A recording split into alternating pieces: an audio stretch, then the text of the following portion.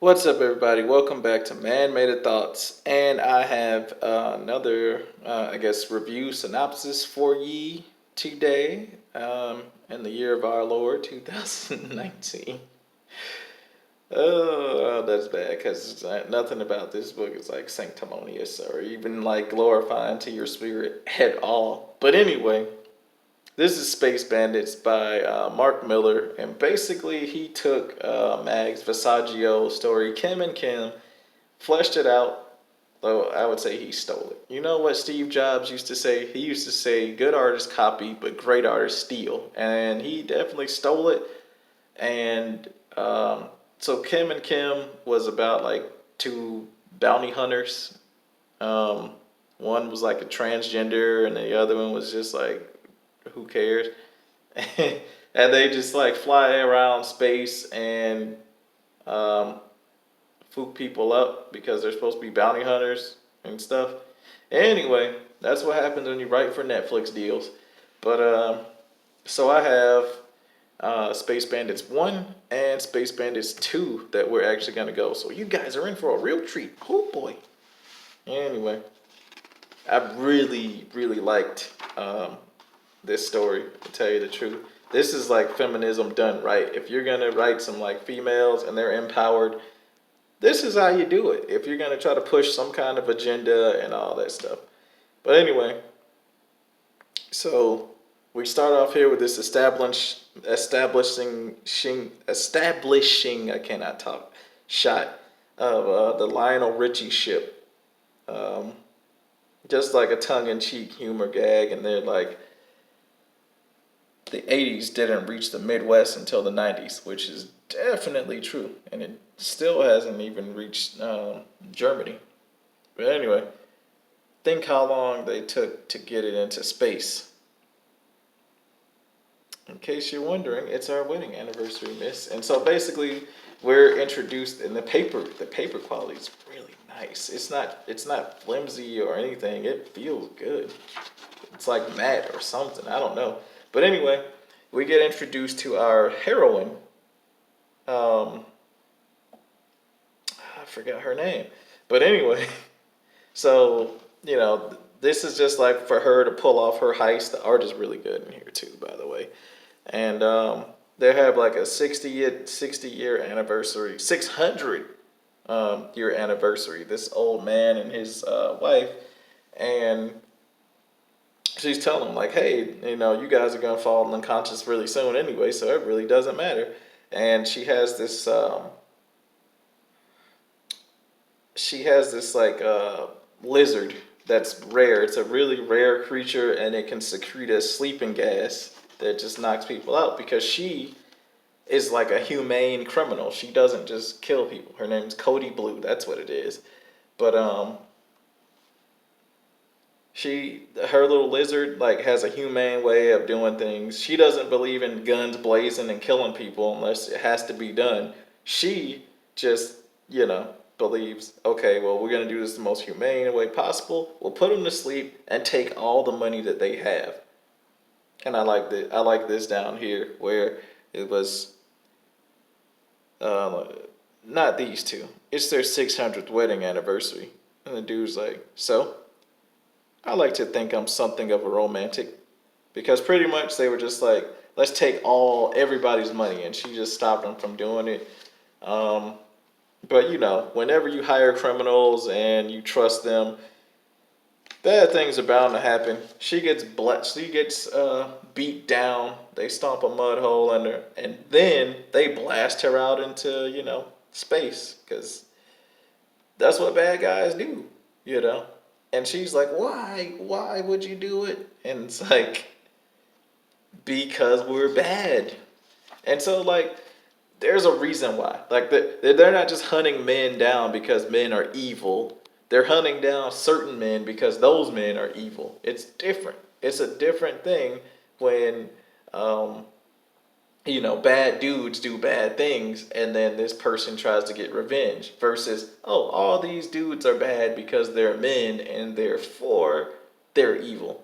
No, these guys are literally they're celebrating that, like, they shot her in her chest, blew her wide open, And then they pour a drink on her, you know.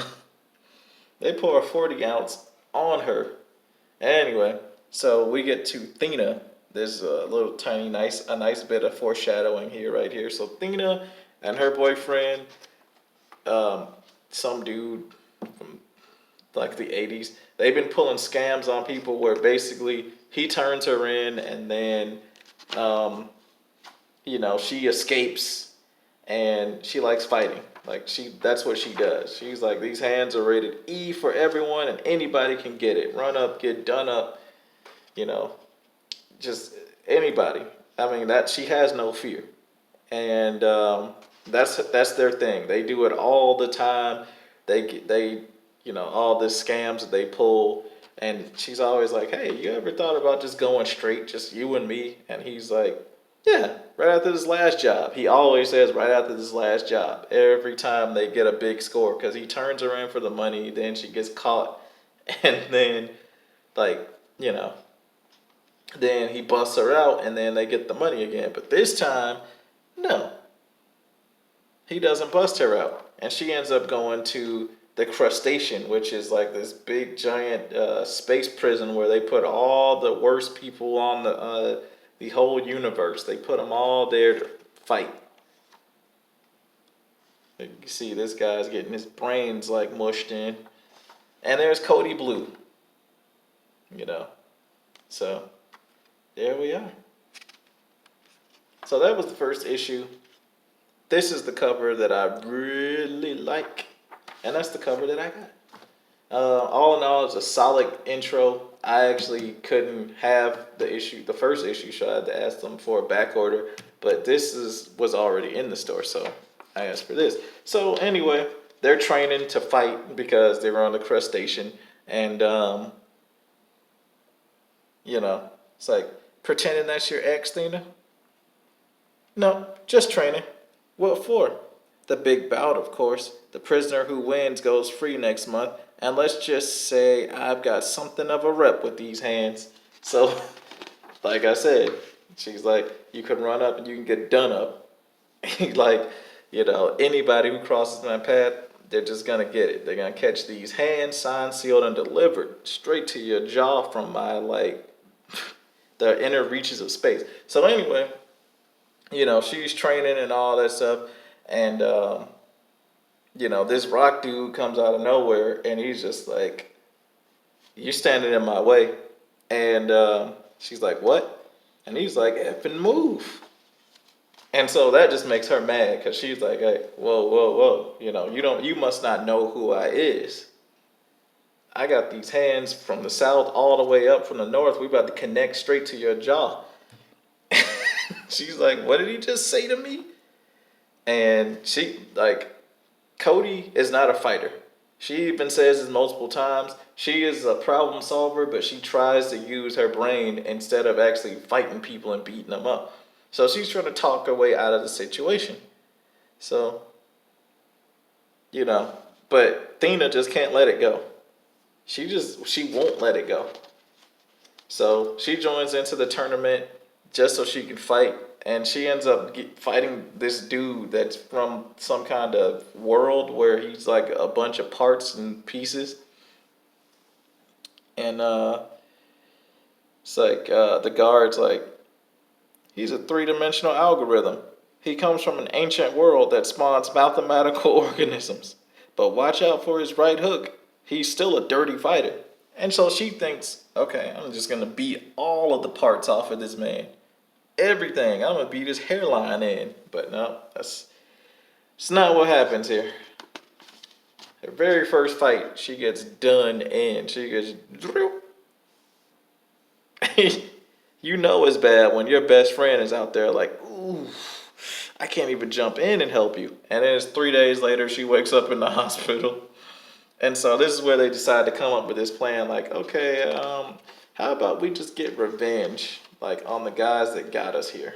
So, skipping a couple pages and everything.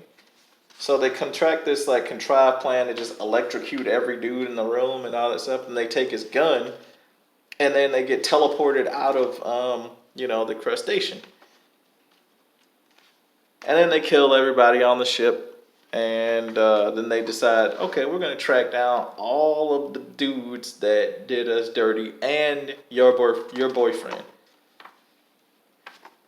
And so, if anybody knows anything about guns, the best time to use them is when nobody's really looking, and that's what the basis of any military strategy is all about: is running up behind people and shooting them, or running up in front of people and shooting them, or shooting them when they're not looking, or shooting them in the dark, or shooting them in the daylight. That's why we have things like stand to in the military, because you're waiting for somebody to run up on you. So you're like, okay, well, if we know they're going to run up on us or attack us at some point, we'll just be waiting for them. So you just sit there waiting and waiting and waiting.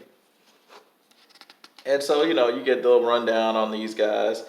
And this guy right here is like Abner Dax on the Water World of Prism. 1,000 kills, expert marksman, never been beaten in a fight in his life. 3 tours of duty in the war to end all wars, and no known weapon he hasn't mastered. So basically, he's a weapon master, and their whole plan, just shoot him in his face from a distance. There you go. And then off to the races for the next one. And I do have that next issue, but all in all, if you wanna take some lessons in feminism, for somebody to call you a bigot or whatever, this is a better story than most of the stuff that they can put out. Original characters, not even a fresh concept. It's literally just women. They're not even fighting against the patriarchy. They're just fighting against bad dudes that have done them wrong. I mean, it's a very human story. It's just, somebody did me wrong and now I'm going to get revenge. It's literally just that simple. But anyway, this story is a lot of fun. It's got a lot of witty humor, a lot of sarcasm. It's good. It's good. Now, there is some adult content in there. There's like the F word and all that stuff. That's something that bothers you. I think you might not want to read issue 3, because issue 3, like it has some graphic alien / human android sexual encounters, and yeah, good times. But anyway, this is, like I said, if you're gonna do feminism in comics, feminism done right. It's within respect to women. They're empowered. They're normal, but they know their limits. They're not doing anything out of the realm of what people who would in their shoes would do. But anyway, that's the video.